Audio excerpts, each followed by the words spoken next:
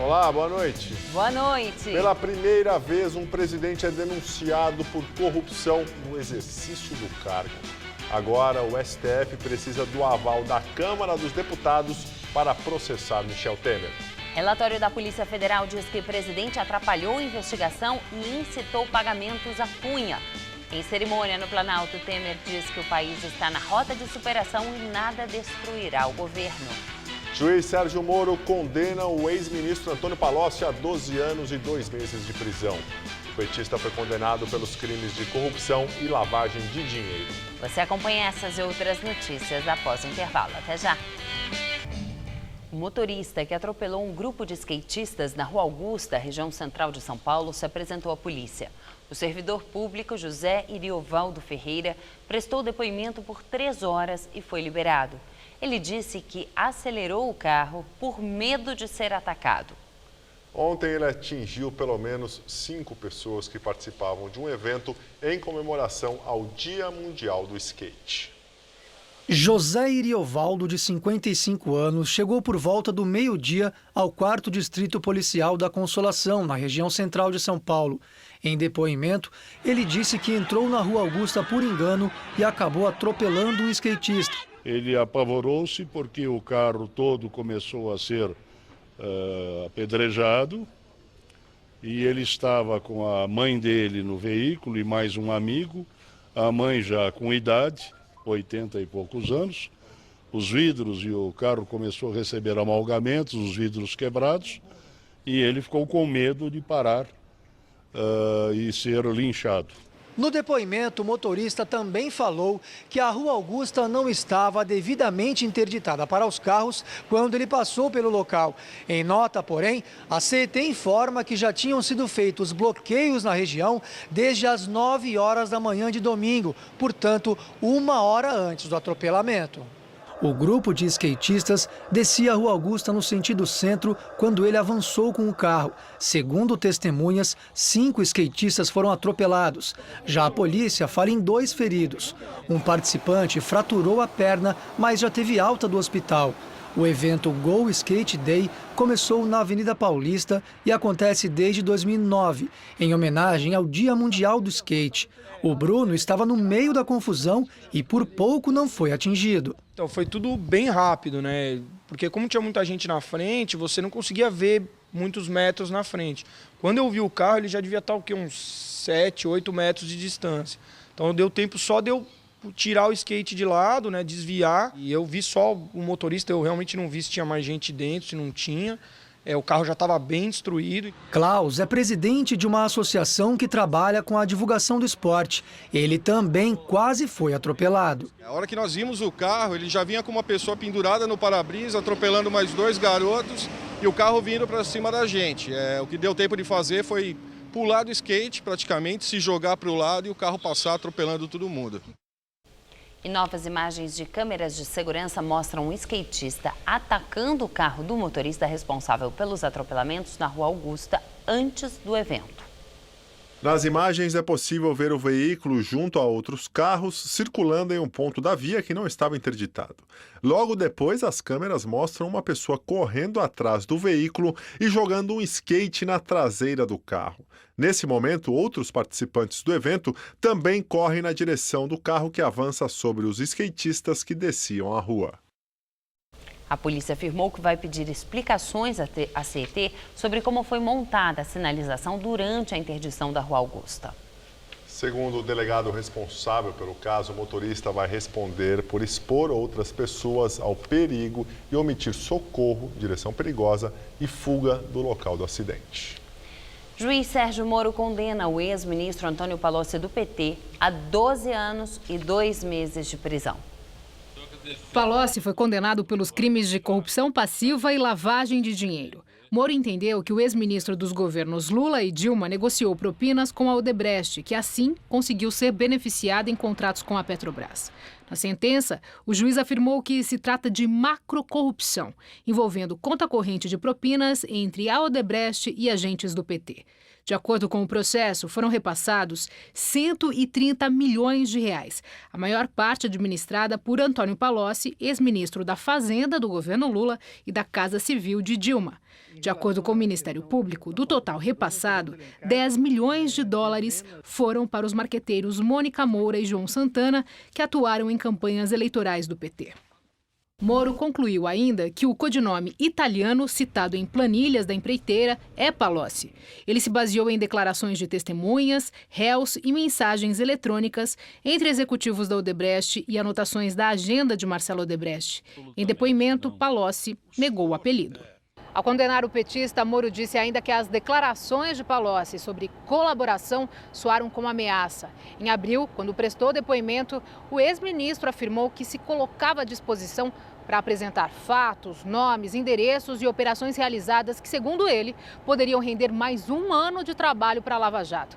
Mas, na avaliação do juiz, o recado de Palocci estaria mais direcionado a terceiros, com o propósito dele se livrar da prisão, do que com o desejo real de contribuir com a justiça. Na sentença, Moro destacou que Palocci é um homem poderoso e com conexões igualmente influentes e solto representaria uma ameaça ao andamento da ação penal. Palocci está preso em Curitiba desde setembro do ano passado. Pela decisão de Moro, o ex-ministro também não poderá exercer funções públicas por 24 anos, o dobro da pena. O juiz determinou também o confisco de 10 milhões de dólares das contas de Palocci. Além do ex-ministro, foram condenadas nesta ação outras 12 pessoas, entre elas Marcelo Odebrecht, os publicitários Mônica Moura e João Santana e ainda João Vacari Neto, ex-tesoureiro do PT. A defesa de Palocci diz que vai recorrer da sentença e que o ex-ministro não interferiu para favorecer a Odebrecht. O advogado Alessandro Silvério também afirmou que a oferta de delação não era bravata. Atualmente, o ex-ministro negocia uma colaboração com outro advogado. Delação dos executivos da Odebrecht faz Ministério Público de São Paulo abrir 39 inquéritos civis. A suspeita é de que o dinheiro que foi parar no Caixa 2 de campanhas eleitorais saiu de obras públicas superfaturadas. Estão na mira dos promotores a construção do trecho sul do Rodoanel, da rodovia Carvalho Pinto e da Mogi Dutra. Além da Dersa, os inquéritos envolvem obras do Departamento de Estradas de Rodagem, o DR, e contratos do metrô, das linhas 2 verde, 4 amarela, 5 lilás e 6 laranja. Além de licitações para linhas de ônibus da empresa Metropolitana de Transportes Urbanos. Há ainda a suspeita de propina na obra da Arena Corinthians e em contratos de varrição e coleta da Prefeitura de São Paulo. Executivos da Odebrecht afirmaram em delação que fizeram repasses via Caixa 2 em troca de favores desde 1994 até 2012. 24 políticos são citados. Entre os tucanos estão o ex-presidente Fernando Henrique, o senador José Serra e o ministro de Relações Exteriores, Aloísio Nunes. Também na lista, o ex-prefeito Fernando Haddad e o ex-deputado José Genuíno, ambos do PT. O ex-prefeito e atual ministro da Ciência e Tecnologia, Gilberto Kassab, do PSD, e os deputados federais Celso Russomano, do PRB, e Paulinho da Força, do Solidariedade, além do ex-deputado Gabriel Chalita, do PDT. Todos negam qualquer irregularidade. Eles ainda vão ser ouvidos pela promotoria. Os promotores vão apurar se, para fazer os repasses por fora, empreiteiras e fornecedores combinaram preços para fraudar as concorrências, no caso, formação de cartel. Querem descobrir o caminho da propina, que pode ter seguido inclusive para contas no exterior. Os 39 inquéritos aqui no Ministério Público de São Paulo são na área civil. O principal objetivo é recuperar o dinheiro supostamente desviado dos cofres públicos, por meio do bloqueio de bens e de ações de ressarcimento. Na área civil, não há foro privilegiado. Por isso, em caso de processo, todos serão julgados na primeira instância e podem recorrer.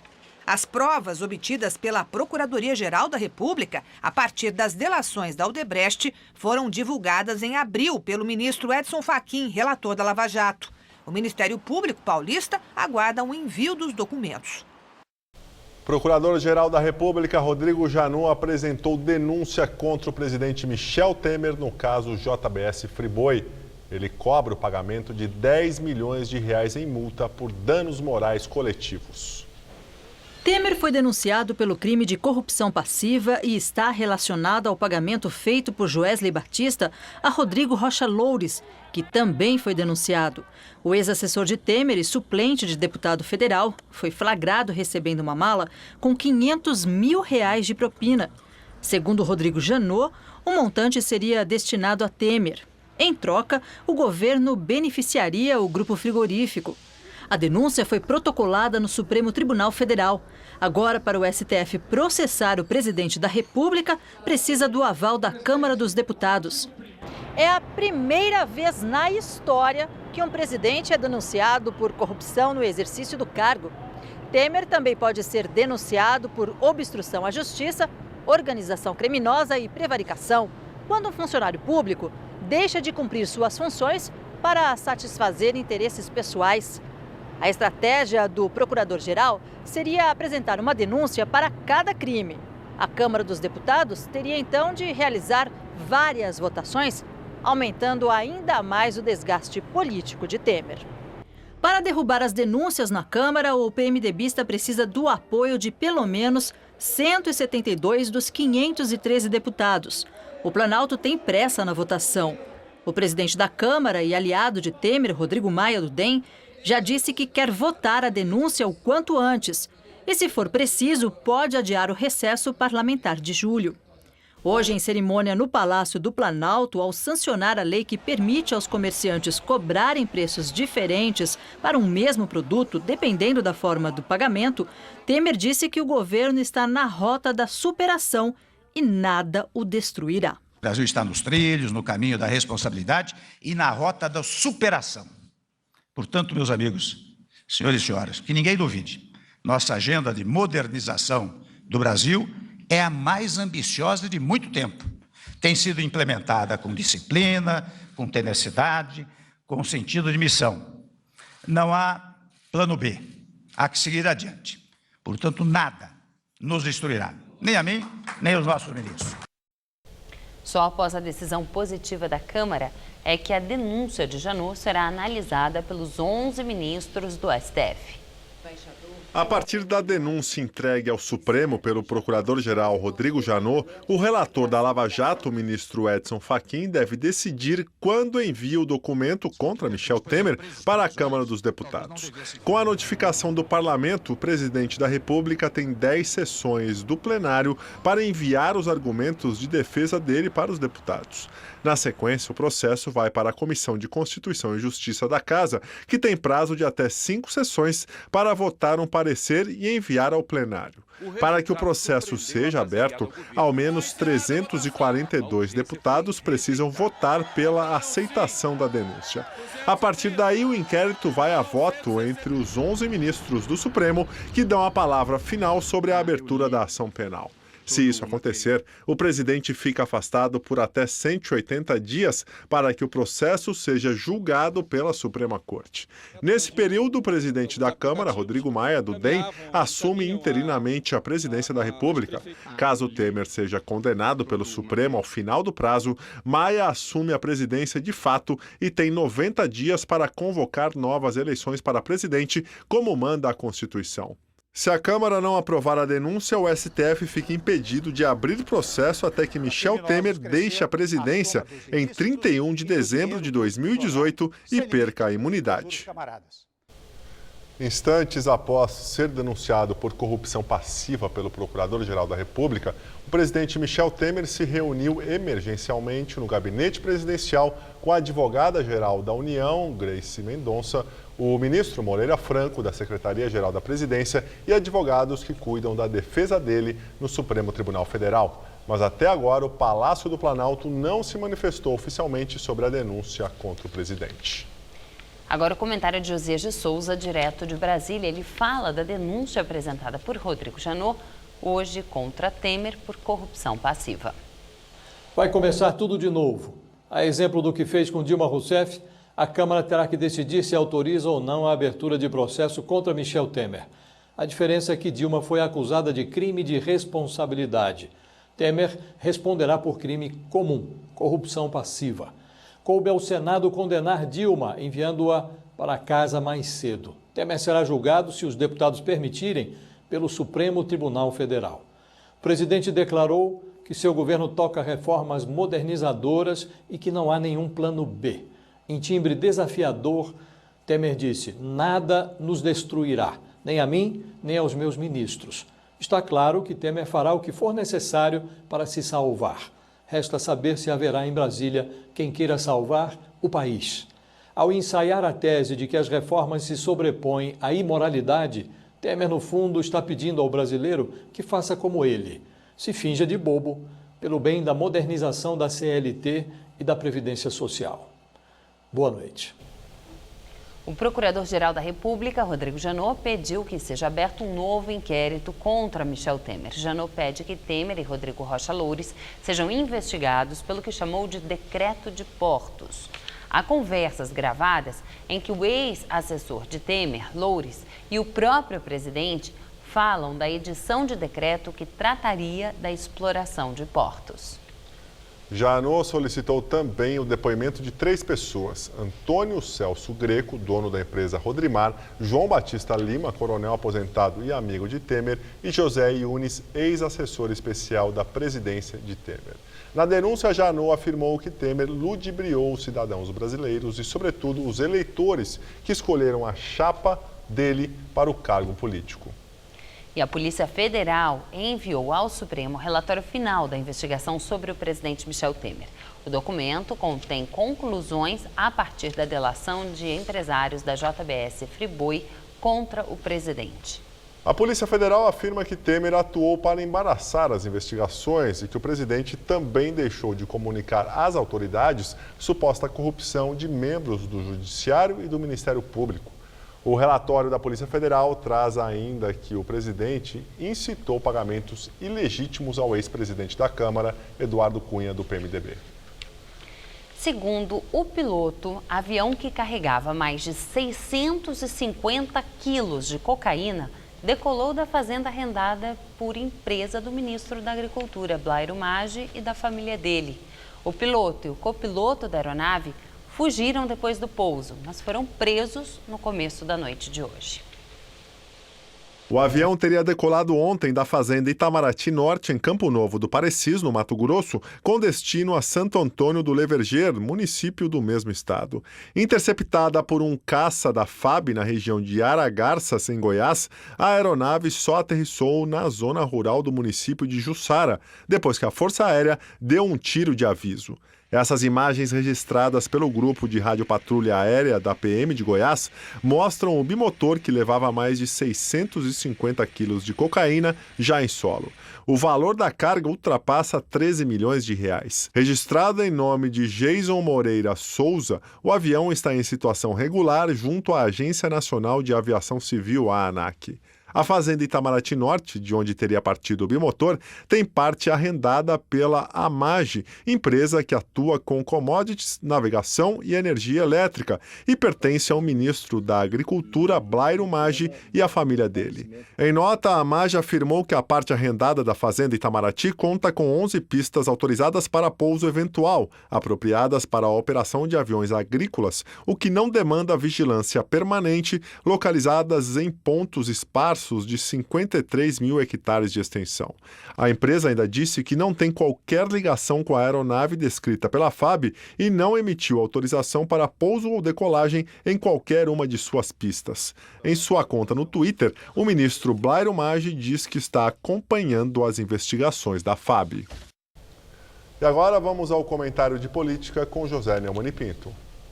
Ao condenar o ex-ministro da Fazenda de Lula, ex-chefe da Casa Civil de Dilma, ex-prefeito de Ribeirão Preto, Antônio Palocci, do PT, o juiz da 13ª Vara Federal Criminal de Curitiba, Sérgio Moro, deu 3 recados. Um para o Palocci: não vem com essa de ficar ameaçando os outros, usando delação premiada, que você vai ser processado e condenado. O segundo recado é o seguinte: vamos condenar quem merecer ser condenado e vamos analisar quem merece e quem não merece delação. É um recado indireto em relação à delação exageradamente premiada dos irmãos Batista, da JBS. Eu, particularmente, eu não conheço o juiz Sérgio Moro, eu não tenho procuração dele para falar em nome dele, mas me parece também que há um terceiro recado subreptício. Esse recado é o seguinte: o Palocci estava se achando o rei da cocada preta, porque tem os segredos dos bancos, mas, sobretudo, porque ele é o cara capaz de dar a prova definitiva contra Lula. Ao condená-lo, o Moro deixou claro para pessoas que só precisam de meia palavra como eu, que ele já tem essa prova e não precisa mais do Palocci para isso. Se foi isso ou se não foi, eu não sei. Mas, se não é vero, é bene trovato. Se não é verdade, é bem pensado, não é? Bom, eu volto quinta-feira, direto ao assunto. Até! E a imprensa internacional já repercute a denúncia de Rodrigo Janot contra o presidente Michel Temer. A BBC foi o primeiro veículo estrangeiro a noticiar. O também britânico The Guardian destacou a denúncia, mas lembrou que qualquer movimento em direção a um julgamento teria que passar por uma maioria de 2/3 no Congresso. Já o americano The Wall Street Journal destacou que esta é a primeira vez em que um presidente brasileiro, no exercício do cargo, enfrenta acusações criminais, mas que tudo depende da autorização do Congresso. A semana começou com tempo firme em São Paulo e com a falta de chuva, o que começa a cair é a umidade relativa do ar, que fechou o dia com índices na casa dos 40%. E quando será que volta a chover por aqui? Vamos à previsão com Mariana Armentano.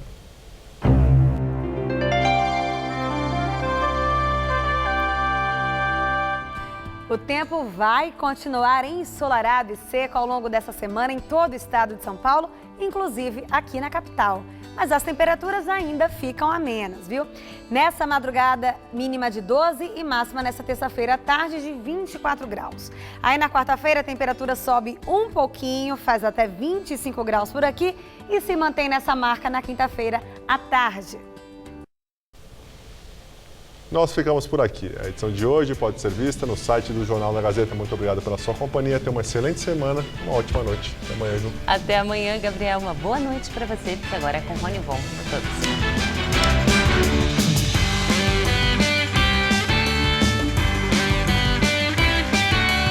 Participe da prova ciclística 9 de julho. Inscrições no site gazetaesportiva.com/prova 9 de julho.